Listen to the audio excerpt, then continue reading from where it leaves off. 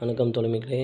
இப்போ நம்ம நார்த்தங்காயை புழிஞ்சு சாறு எடுத்து நார்த்தங்காய் ஜூஸு, நார்த்தங்காய் சாதத்துக்காண்டி நார்த்தங்காய் கிரேவி, தோலை ரெடி பண்ணி நார்த்தங்காய் ஊறுகாய் 3 விஷயம் செய்ய போகிறோம்.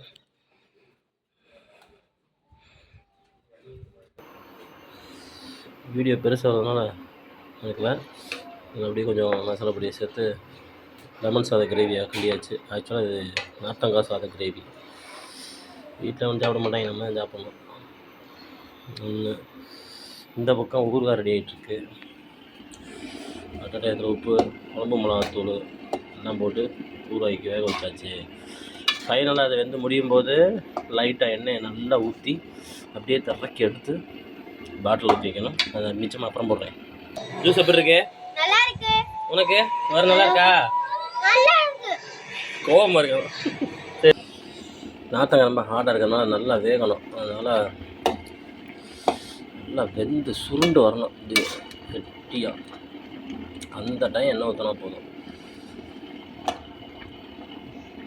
Okay, super. இந்த பக்கம் ஒரு வழியாக சுருண்டுருச்சுன்னு நினைக்கிறேன். வெயிட் பண்ணி பார்ப்போம்.